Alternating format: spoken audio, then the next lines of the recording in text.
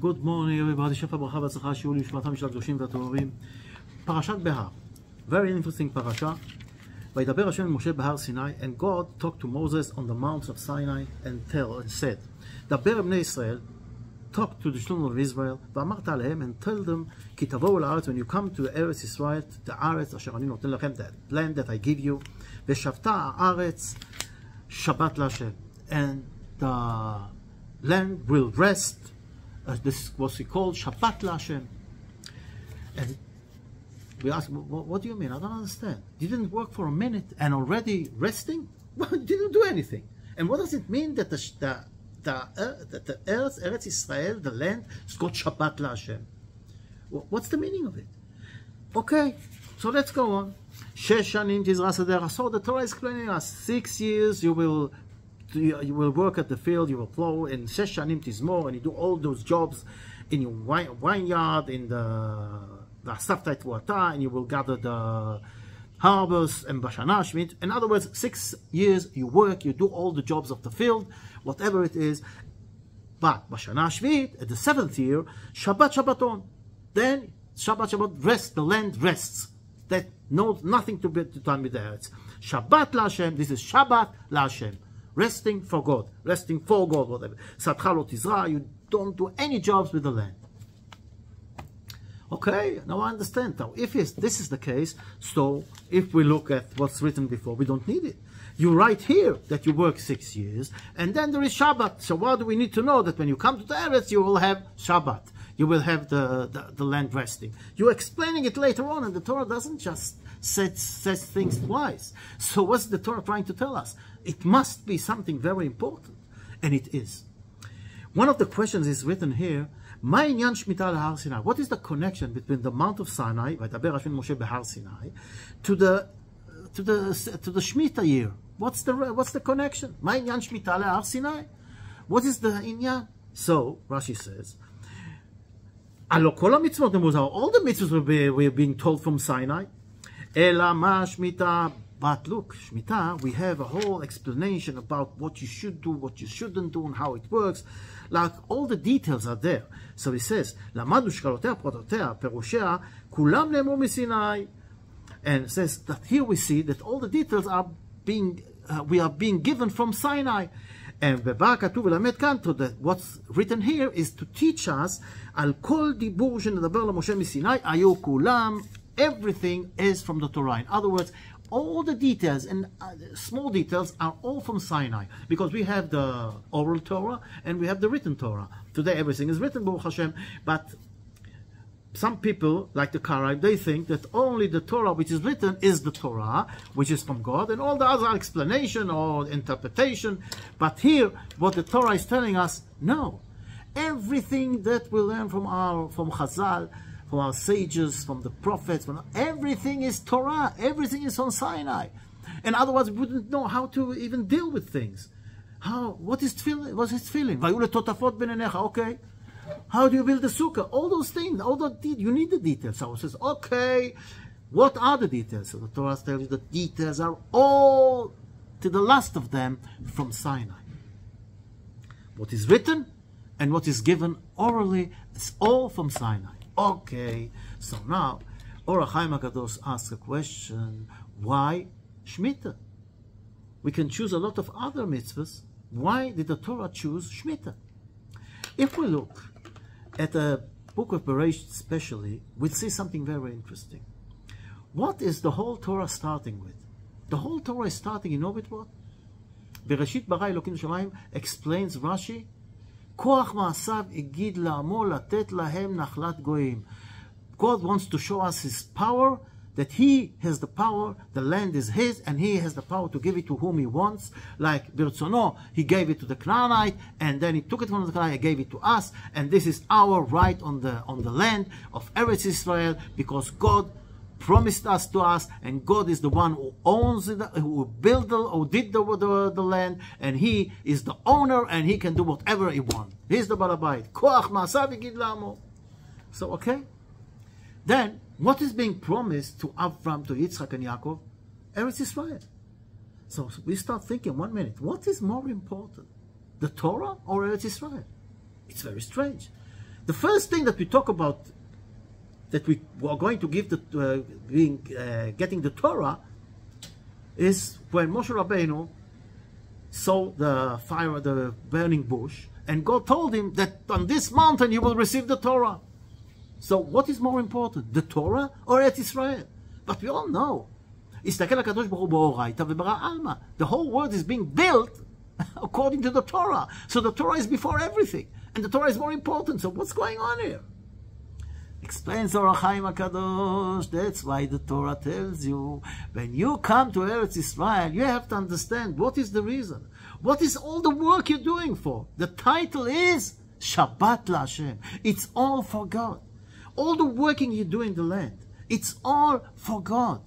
So in other words, Shesh Shanim, all those years that you work on the field, they are to get to this year, which is Shnat the Shemitah year, that then you see, you show God, you believe in God, and you stop working for a whole year and doing it for God. So when you come to Eretz Israel, do understand, you're not working in order to get a beautiful home, a beautiful wife, a beautiful husband, a rich wife, clothes, holidays, cars. No, that's not the reason. Those are all means in order to do the job right. In other words, there's no problem. You can ask whatever you want. You can, if a nice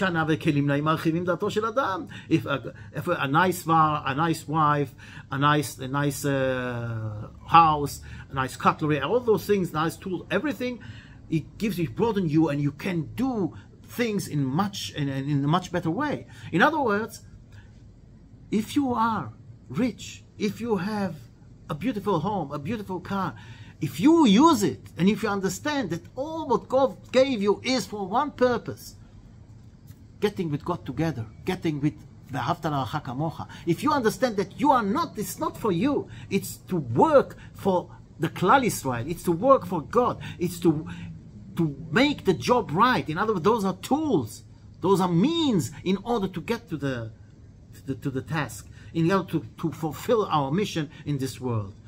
In other words, you have to have the title Shabbat ki tavo el haaretz Shabbat. Why? Because this is exactly the point. The Torah was given us on Mount Sinai. Before this, we hear all the time on Eretz Israel. And God tells us, after we receive the Torah, we go to Eretz Israel, because the only place in the world that we can do it in the, let's say, in the most beautiful way, in the only way to do it in whole, is in Eretz Israel. Like our sages say, Chazal say, that somebody who lives abroad is like somebody who's got no God. Of course, we're talking about from the spiritual point to understand it. So in other words, Eretz Israel, this land that we are here, we connected to the Torah, and to us, this is the mission. This is the job. This is why we were brought to this world. The whole world was created for the Torah. If you don't participate, and if you don't practice the Torah, and if you don't learn the Torah, there is no reason to the existence of the world, and the world is going to be destroyed. So, God is telling us, I gave you the Torah in order to connect Am Yisrael with the Torah and with Eretz Israel. When you do this, this is why Shemitah is connected to Har Sinai, to explain to us that all the details and the small details and everything is to connect those three things together. Am Yisrael, the Torah, and Eretz Israel. And when we talk about resting, like resting means every week we have a Shabbos. So Shabbos, we all know, okay, one day we don't work. Yeah, it's reasonable, because all the nation also, they have a rest. Some of them, some of the people are working 24/7, but we're not going into this. But a lot of people in the world, a lot of nations, they have a rest day. If it's Sunday, if it's Friday, if it's Saturday, doesn't matter. It's resting. You know, you don't have to work the whole week. You rest one day. So we can explain this Shabbos in this way, but we all know that that's not the reason. Because this Shabbos every week is Shabbat la Hashem. It's Me'en Olam Haba. It's our connection to the next world. It's like the next world. This is Shabbos. Then comes God and tells, one whole year, you don't do any jobs at the land. You don't work. You are resting. And every 7 times 7, at the 50th year, you have 2 years. Now, we sometimes are not connected to what we say for a very simple reason. We are not dealing with fields. We are not growing anything. We buy it in the supermarket, in the makolet, in the grocery shop. So we don't really understand. When we saw, some of us understand it, but a lot of us, when you saw the signs, Kan Shomrim Shmita, here we keep Shmita, we said, okay, wow, it's beautiful. But let's put it in a little, let's go into it. Let's say that they are telling us 1 year you close your shop, your business, you don't go to work. What would you say now? Where is Parnasa going to come? What am I going to do? And we'll see in the parasha. 1 minute. They're asking, what are you going to eat in the 7th year if you don't work? Now imagine to yourself, you're closing your shop, your business, your work, you're not working for a whole year. Wow! And you trusting God to give you parnasa? Now it starts getting into us. This is emunah. This is believing in God, trusting God.